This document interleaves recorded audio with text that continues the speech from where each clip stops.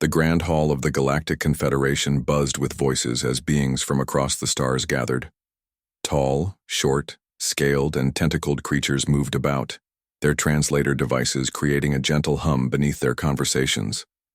At the center of this gathering stood Taman, his gray skin contrasting with the bright lights above. Taman's six-fingered hands arranged his notes carefully. Today he would present his life's work to the most important scientific minds in the galaxy. He took a deep breath and looked out at the crowd. For 12 years I have studied what many call myths, Taman began, his voice steady despite his nerves. The stories of humans appear in the oldest records of 16 different worlds. Most scholars dismiss these tales as simple fiction, but I have found evidence that suggests otherwise. The crowd shifted uncomfortably. Several beings exchanged looks of doubt. In the back row, a blue-skinned diplomat whispered to his neighbor. "Not this nonsense again," Taman continued undeterred. The legends describe humans as adaptable creatures who combined logical thinking with emotional responses. They were said to be both violent warriors and compassionate healers, a combination many find impossible. He pressed a button on his wrist device and a hologram appeared above the stage. Ancient symbols floated in the air, spinning slowly. This writing was found on a derelict station at the edge of the spiral arm. My team has translated it as, "Warning, human military zone. Unauthorized entry prohibited by Earth Command." A harsh laugh interrupted from the front row. Counselor Marek stood up, his scaled skin flushing purple with irritation. "Xenoarchaeologist Taman, you expect us to believe in fairy tales? Next you'll tell us the gravity dragons of Battalion myths were real too." Many in the audience chuckled. Taman had expected this reaction. For centuries, the very idea of humans had been used to frighten children or entertain through wild stories. Supposedly, these humans could survive in almost any environment, could think in ways that defied logic, and possessed both terrible weapons and beautiful art. "I understand your skepticism," Taman replied calmly. "But observe this evidence." The hologram changed to show fragments of an ancient data core. These technology pieces were designed for hands with 5 fingers, not 6 or 4 or tentacles. The seat configurations in recovered vessels matched the described human form exactly. His research partner Ji-Woo stepped forward. She was shorter than Taman, with silvery skin that reflected the room's lights. "We have also found star charts that reference a planet called Earth. According to these charts, it existed in a system with 1 yellow star and 8 planets." "And where is this Earth now?" called someone from the crowd. "We believe it was in a region now filled with unusual radiation," Ji-Woo answered. "The area shows signs of an ancient and massive conflict." More laughter rippled through the audience. A tall, thin being with multiple eyes stood up. "The radiation zone is a natural phenomenon. It's been studied for centuries." "Has it been studied by someone willing to consider that humans might have been real?" Taman asked quietly. The room fell silent for a moment. Then Counselor Marek spoke again, his voice dripping with contempt. "The Council thanks you for this creative interpretation of random artifacts. However, we must move on to actual science now." Taman gathered his notes as the crowd began to disperse. Some shot him pitying glances, while others openly mocked him. He had expected this reaction, but still felt the sting of rejection. As he packed his equipment, a shadow fell across his table. Taman looked up to see Admiral Daehyun, commander of the Confederation's 7th Fleet. The admiral was tall and imposing, with dark blue skin and eyes that seemed to see everything. "An interesting presentation, xenoarchaeologist Taman," the admiral said quietly. "But you don't believe it either," Taman replied, not bothering to hide his disappointment. "I didn't say that." Admiral Daehyun glanced around to ensure no one was listening. 3 days ago, our patrol ships detected unusual energy signatures at the edge of Confederation space, near the radiation zone you mentioned. Taman's heart raced. "What kind of signatures?" "Nothing we've seen before. Regular patterns that suggest artificial origin." The Admiral handed Taman a small data chip. "I want you to join my science team investigating this phenomenon. Your unique perspective might be valuable." Taman took the chip with trembling hands. The Council will never approve. The Council doesn't need to know yet, Admiral Daehyun said with a slight smile. Report to Docking Bay 7 tomorrow at first light. Bring your research partner if you wish. As the Admiral walked away, Taman clutched the data chip tightly. After years of ridicule, someone was finally taking his work seriously. Perhaps the legends were about to become reality. That night, Taman couldn't sleep. He reviewed his research again and again, wondering what they might find at the edge of known space. The ancient texts described humans as both terrifying and wonderful, creators and destroyers, explorers and conquerors. If they were real, and if they still existed somewhere among the stars, would they be friends or enemies? The next morning, Taman and Jiwoo boarded the Admiral's ship with a mixture of excitement and fear. As the vessel pulled away from the station and set course for the mysterious energy signatures, Taman watched the stars streak past. The legends were about to be tested. The scientific vessel named Relentless Inquiry approached the edge of known space. Admiral Daehyun stood on the bridge watching as the ship's sensors scanned the area. Taman worked quietly at his station, reviewing the strange readings that had brought them to this region. The energy patterns are consistent, Taman said softly, pointing to a section of his data screen. These aren't random. The Admiral nodded, his blue skin gleaming under the bright lights of the command center. My science team has never seen anything like it, that's why I brought you here. A deep humming sound suddenly filled the bridge as the main scanner activated.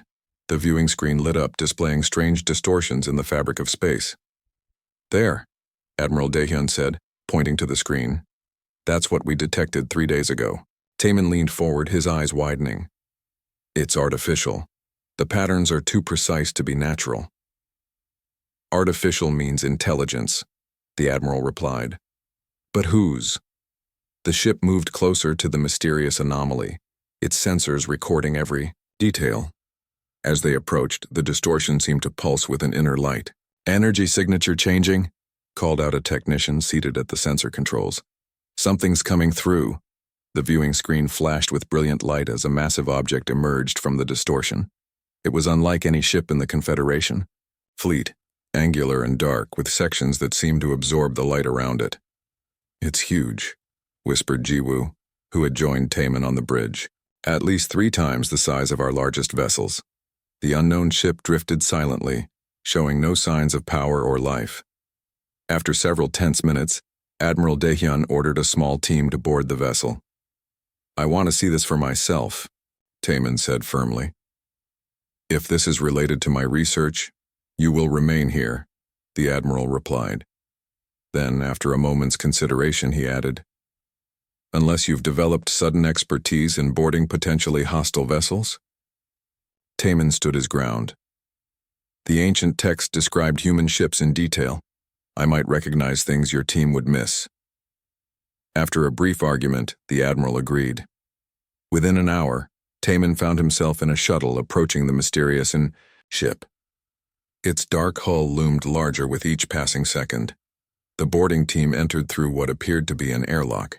Inside, emergency lights cast an eerie red glow over abandoned corridors. The air was stale but breathable. This ship has been dormant for some time, said the security officer leading the way, her weapon held ready. But our scanners detect life forms deeper inside. They moved carefully through the corridors, passing rooms filled with strange equipment and unfamiliar technology. Taman paused at one door, his heart racing. This writing, he said, pointing to symbols etched into the wall. These are the same characters we found on the artifacts in the spiral sector. The team continued deeper into the ship until they reached a large chamber. The room was filled with rows of transparent containers, each holding what appeared to be a sleeping figure. Preservation chambers, Taman whispered. They're in suspended animation. The figures inside the chambers were unlike any known species. They had 2 arms, 2 legs, and appeared to have no scales, tentacles, or other common features of Confederation races. Their skin tones ranged from pale to dark brown. While the team was examining the chambers, one of them suddenly activated, with a hiss of escaping air. The front panel slid open as the team backed away, weapons raised. The figure inside gasped and coughed, then opened its eyes. It was taller than Taman, with dark hair and eyes that quickly focused. "On the boarding team. Who are you?" the figure asked in a language the translation matrix struggled to interpret. "Where am I?" Taman stepped forward cautiously. "I am xenoarchaeologist Taman of the Galactic Confederation. Are you human?" Figure seemed surprised by the question. "I am Commander Hyejin of the Earth Defense Force. Of course I'm human." She looked around quickly. "How long have we been in stasis?" Before Taman could answer, alarms began blaring throughout the ship. Hyejin rushed to a nearby control panel and pressed several buttons. The chamber's lights increased in brightness and more preservation units began to activate. "What's happening?" Taman asked, suddenly worried. "My crew is waking up," Hyejin replied, her expression grim. "Your presence triggered the revival protocol." "We mean no harm," Taman said quickly. "We found your ship drifting." "Drifting?" Hyejin looked alarmed. "We weren't drifting. We were in defensive formation monitoring the quarantine zone." She tapped more commands into the system, and a large screen activated displaying unfamiliar star maps. "Where are we? How long have we been dormant?" Taman studied the maps with growing concern. "According to our records, this region has been empty for at least 5 centuries. There are no records of any quarantine zone." Hyejin's expression darkened. 5 centuries? Then, it's too late. She pointed to several locations on the map. "These systems weren't empty. They were under human protection. If you've expanded into this region, you've breached the containment we established." More preservation chambers began to open, with confused humans emerging from each one. The ship's systems hummed to life around them. "Containment of what?" asked Admiral Daehyun, who had just entered the chamber. Hyejin turned to face him, her expression deadly serious. "We call them the Void, an enemy that nearly destroyed us centuries ago. We managed to push them back and establish a perimeter to keep them contained." She looked at the Admiral's uniform insignia. "You're a military commander?" "Yes," the Admiral replied. "I command the 7th Fleet of the Confederation." "Then prepare your fleet, Commander," Hyejin said grimly. "If your people have been exploring this region, the quarantine has been compromised. My crew will need to send an emergency signal to the main human fleet immediately." "Why?" Taman asked, suddenly afraid of the answer. "Because," Hyejin replied, "if the Void has awakened, your Confederation won't survive without our help." The sky over Proxima Secundus glowed red with fire. Once a thriving colony world with 5 million residents, the planet now lay in ruins. Black ships hung in the sky, their strange weapons tearing through the colony's defenses like paper. In the Confederation war room, Admiral Daehyun watched the holographic display with a grim expression. The blue light cast shadows across his dark face as reports of destruction poured in from across Confederation space. 17 colonies lost in just 14 days, he said quietly. Our best weapons barely scratched their hulls. Around the circular table sat representatives from the 20 core worlds of the Galactic Confederation. Many looked shocked. Some appeared angry. A few seemed on the edge of panic. "How is this possible?" asked Counselor Merrick, his purple scales flashing with agitation. "We have the most advanced fleet in known space." Admiral Daehyun turned to the small group standing near the door. Taman, the xenoarchaeologist who had first suggested humans might be real, stood beside Commander Hyejin and her crew. They had been awakened from their preservation chambers just days ago. "Perhaps our guests can explain," the Admiral said. Hyejin stepped forward. Though she looked similar to many humanoid species in the Confederation, there was something different about her movements, something that marked her as truly alien. "The ships attacking your worlds are called the Void," she explained. "They aren't a conventional enemy. They're a self-evolving weapon system created by an ancient civilization." Her second-in-command, Minho, activated a small device that projected images into the center of the room. The display showed strange black ships similar to those now attacking Confederation worlds. The Void was designed to learn from its enemies, Minho continued. It absorbs technology and biological material to improve itself. The more it fights, the stronger it becomes. Counselor Merrick snorted with disbelief. And we're supposed to believe you've been fighting this enemy for centuries? 700 years ago, the Void destroyed 3 human colonies, Hyejin said, her voice steady. We pushed it back to this region of space and established a containment perimeter. Human forces have been monitoring and suppressing Void outbreaks ever since. If what you say is true, Admiral Daehyun said, then your arrival and our expansion into this region have triggered its reemergence. Yes, Hyejin agreed. When your ships found our vessel and woke us, they also disturbed the containment field. Our distress signal was sent automatically when we awakened, Minho added. The human fleet will come. So we should trust legends to save us? Counselor Merrick scoffed. Stories told to children? The chamber light suddenly dimmed as emergency alerts blared from every console. A young communications officer burst through the door, his eyes wide with fear. Admiral, long-range sensors detect a massive Void armada heading toward our core worlds. Panic spread through the council. Representatives shouted questions and demands all at once. In the chaos, another alert sounded, different in tone. Sir, the officer reported, his voice dropping to an astonished whisper. We're detecting thousands of warp signatures approaching from the uncharted regions. They don't match any known configuration.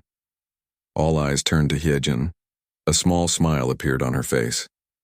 The human fleet has arrived, she said simply. On the main viewing screen, the image shifted to show deep space beyond the edge of Confederation territory. At first, there was only darkness. Then, one by one, points of light appeared. Dozens became hundreds. Hundreds became thousands. The points of light expanded into ships of all sizes and shapes. Some were sleek and predatory. Others were massive, dwarfing even the largest Confederation dreadnoughts. They moved in perfect formation, like dancers following steps practiced for centuries. By all the stars, whispered Taman. The legends were true. As the human fleet approached, the Void ships changed course, moving to meet this new threat. The 2 armadas clashed in a silent explosion of light and energy that could be seen from worlds light years away. Your people need to decide quickly, Hyejin said to Admiral Daehyun. Will the Confederation fight alongside humanity, or will you stand aside?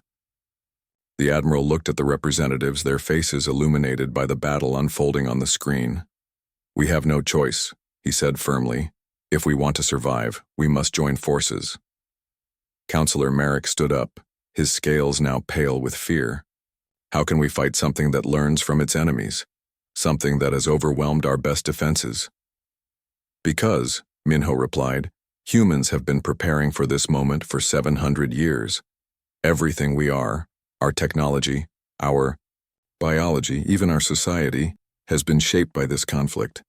Taman watched the human ships move with impossible precision, their weapons tearing through Void vessels that had seemed invincible just days before.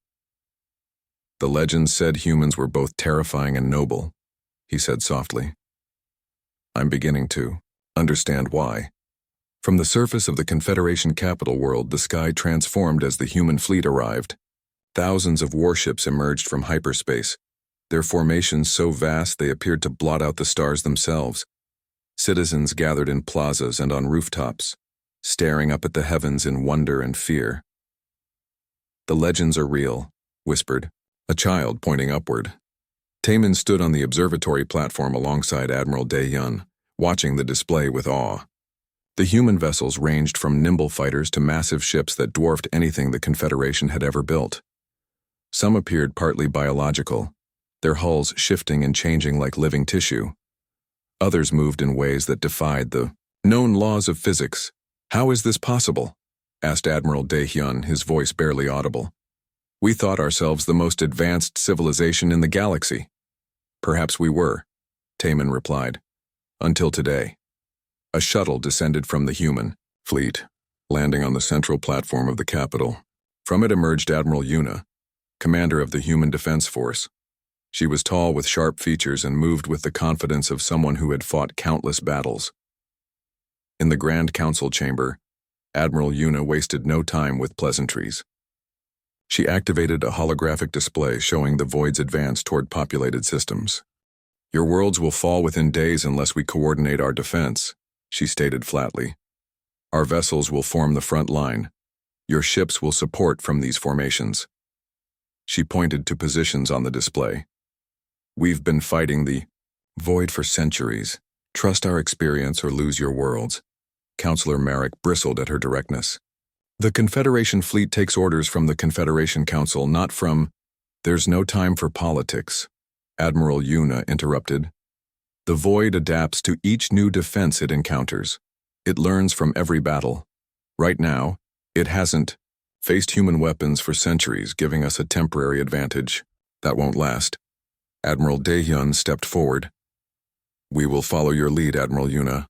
Our ships are at your disposal. The first major battle took place near the Proxima system. Taemin observed from aboard Admiral Daehyun's command vessel, watching as the combined fleet engaged the void. The human tactics shocked the Confederation observers. They sacrificed entire ship squadrons to expose void vulnerabilities. They deployed weapons that seemed to twist the fabric of space-time.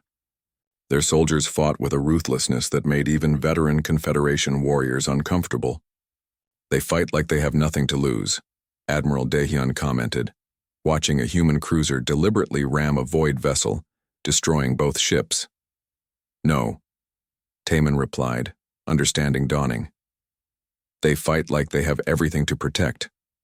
After the battle, Taemin spoke with Jinwoo, a human tactical officer whose arm had been replaced with a mechanical limb. Your methods are difficult for us to understand, Taemin admitted. Jinwoo looked at him with eyes that seemed to reflect the stars. Humanity almost perished when we first encountered the void. We've spent centuries adapting specifically to fight it. Everything we are now has been shaped by this conflict. The legend said humans were both terrifying and noble, Taemin said. I'm beginning to understand why. As the days passed, the combined fleet pushed back the void advance. But victory came at a heavy cost. Confederation worlds that once questioned the existence of humans now watched in amazement as human soldiers fought and died to protect alien lives.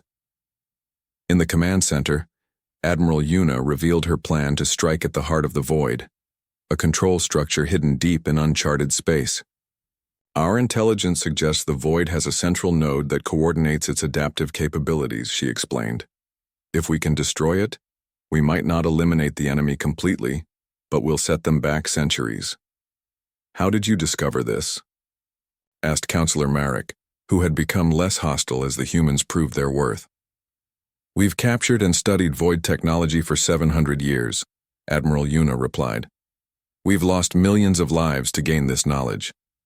As preparations for the final assault began, Taemin discovered ancient data in the Confederation archives. Working with Minho, he pieced together a startling revelation. The void wasn't just created as a weapon, Taemin explained, showing his findings to Admiral Daehyun and Yuna. It was made by a civilization that no longer exists. I believe the void destroyed its creators. Admiral Yuna nodded grimly. That matches our own findings. The void was designed to evolve beyond control, and now it exists only to consume and expand. Minho studied the data carefully. This information confirms our plan.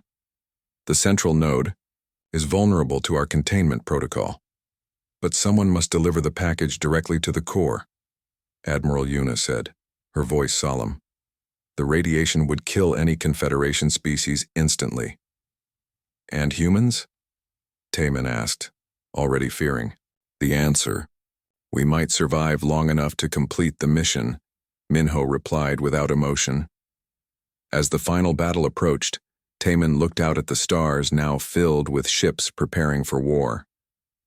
The sky that had once been darkened by the arrival of the human fleet would soon witness humanity's greatest sacrifice. The final battle unfolded around a massive structure hidden in a cloud of dark gas at the edge of known space.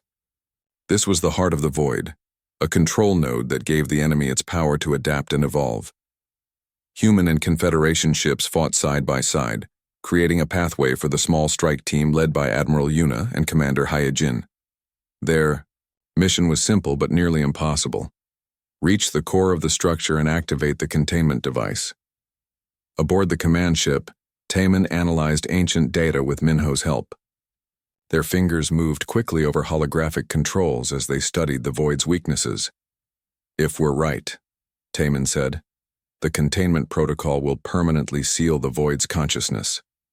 Minho nodded grimly.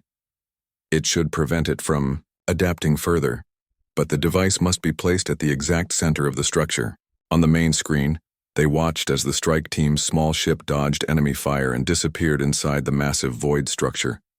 Communications came through in broken bursts of static. Entering the main corridor came Admiral Yuna's calm voice. Resistance is heavy. Minutes passed like hours. Occasional reports described the team fighting their way deeper into the heart of the enemy. With each passing moment, hope mixed with fear in equal measure. We've reached the central chamber, Yejin reported, her voice strained. Many casualties. Setting up the device now. The transmission cut out for several minutes. Everyone in the command center held their breath. Outside, the battle raged on, but all attention focused on the silent communications panel. Finally, a burst of static, then Hyejin's voice broke through. Package delivered. Containment field activating. Get all ships clear, the spatial collapse will... Her voice disappeared as a blinding light erupted from the void structure. The shockwave spread outward, washing over the battlefield. When it passed, the enemy vessels drifted aimlessly, suddenly lifeless and dark. They did it, whispered Admiral Daehyun. They actually did it. Search teams found only 2 survivors from the strike team. Admiral Yuna and Commander Hyejin had been closest to the core when the device activated. Their bodies showed signs of severe radiation, but somehow they still lived. How? Asked Taemin, watching medical teams work to save them. Human physiology was altered over centuries, Minho explained weakly. Himself injured from the battle. We evolved to survive what would kill others. In the days that followed, celebrations spread across Confederation worlds. The enemy that had seemed unstoppable was defeated. The humans who had been mere legends were now saviors. 1 year later, Taemin stood in a beautiful garden on the capital world.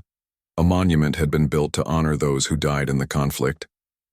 At its center stood a simple statue, a human and a Confederation being standing side by side, looking to the stars. Admiral Yuna approached, walking slowly. Her recovery had been long and difficult.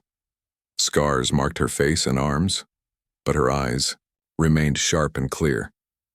The Council has formally invited humanity to join the Confederation, Taemin said. Will your people accept? Some will, she replied. Others prefer to remain independent. 700 years of isolation has made us cautious. And the void? Is it truly gone? Not gone, Yuna said. Contained. The battle we fought was just one branch of a larger enemy. There are others sleeping in distant parts of the galaxy. Then the war isn't over, Taemin said sadly. Wars like this are never truly over, Taemin. But now we fight together, which gives us better odds. Children played nearby, some human, some from various Confederation species. They chased each other through the garden without fear or prejudice. What will your people do now? Taemin asked. Your entire civilization was built around fighting the void. Jinwoo approached, his mechanical arm now replaced with a more advanced model. We'll remember our purpose, protecting life in all its forms. And perhaps we'll learn to be more than just warriors again. As the sun set, Taemin watched human ships in the distance, no longer darkening the stars but moving among them like any other vessels. New stories were already spreading across the galaxy about the humans who had sacrificed everything to protect worlds that had forgotten them. In Tiawand, schools across the Confederation, children were taught about humans, not as myths or legends but as friends and allies. The ancient tales had described humans as being both terrifying and wonderful, capable of great destruction and great compassion. Those stories, it turned out, were true. Legends should not be dismissed easily, Taemin told his students in his new role as ambassador to humanity. Sometimes they are simply history we have forgotten. In a small village on a distant Confederation world, a child looked up at the night sky and pointed to a bright moving light, a ship passing overhead. "Is that a human ship?" the child asked her parent. "It might be," came the answer. "They travel everywhere now, protecting us all." "Will I ever meet a human?" the child wondered. "Perhaps someday," the parent said. "They were just legends once until their war fleet darkened the stars. Now they are our greatest friends." The child smiled and continued watching the stars, imagining the adventures waiting among them and the legends yet to be born.